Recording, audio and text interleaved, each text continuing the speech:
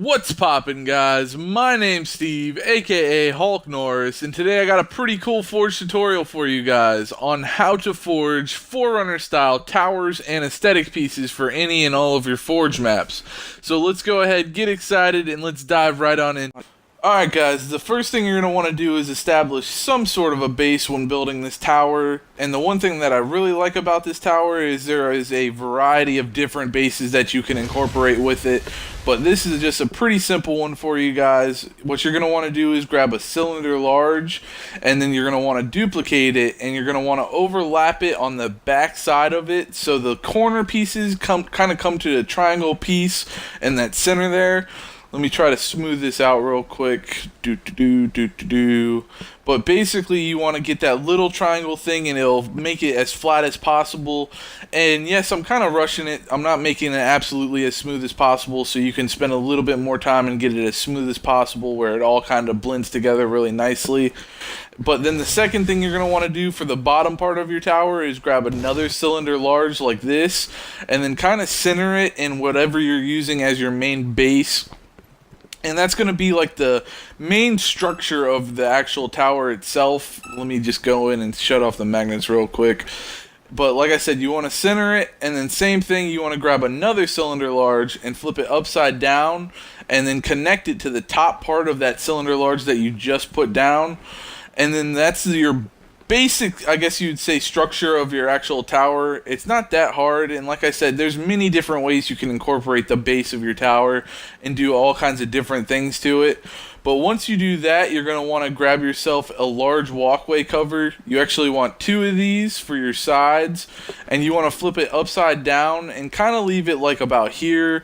It's not that hard. Like, there's many different ways you can build them. This is just a simple way to do it, and you basically just put the bottom piece where that triangle cap is into the bottom part of your structure, your base that you just built. And then basically you just do the same thing on the other side and then push it in till it's about where that little, I guess you'd say, cover piece is, like where they're touching. And then just pull it back a little bit, make sure it's flush, and then you have like your basic startup.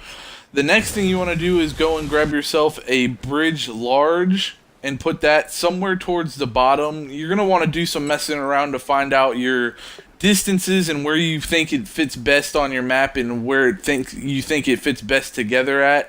But then you want to grab another bridge extra large and put it on top of it. And then these are just your ramp stunts put on a sideways angle, and you just basically make it flush with that bridge that you put in the front, and then try to cover up some of the walkway cover that you put on the side. And it's not that hard. You just stack up a couple of them, find out your distances on where you want to put it.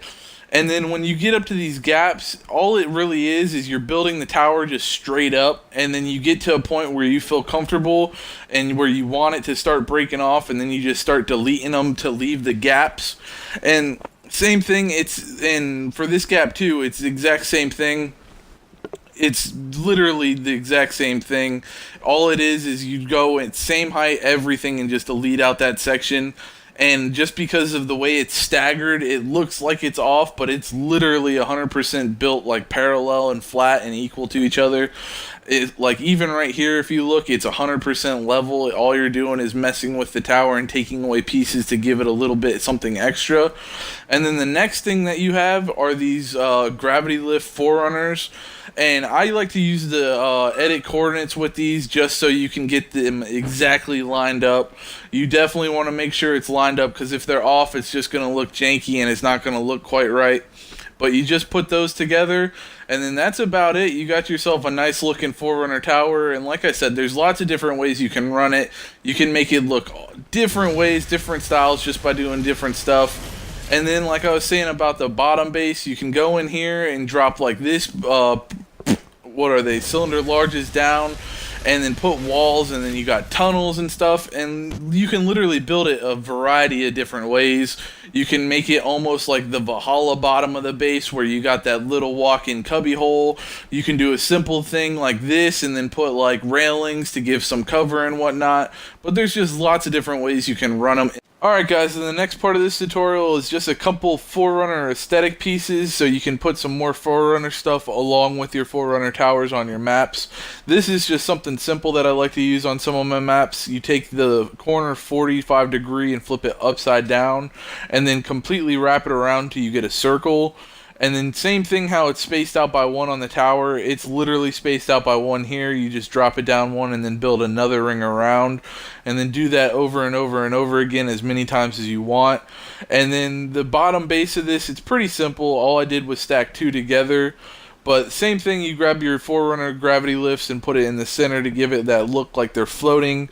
And then for the base itself, there's all kinds of different things you can run.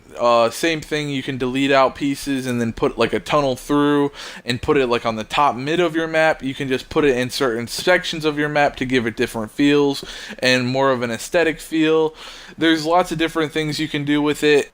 Alright guys, then the next Forerunner aesthetic piece is for more of a floating style map, and basically it's just a Forerunner bridge, but what you want to do is grab a ramp stunt and put it facing downwards so the flat part of it's facing up, and then you want to connect it with some of your Forerunner gravity lifts, and same thing as every other thing that I've shown you, it's spaced out by one, and just connected with those Forerunner gravity lifts like I said. And it's not that hard to jump across, like anyone can do it. All you have to do is a simple jump. You don't have to do any special crouch jumps or pressure jumps or anything to get across. It's just a pretty simple bridge that you just have to jump across.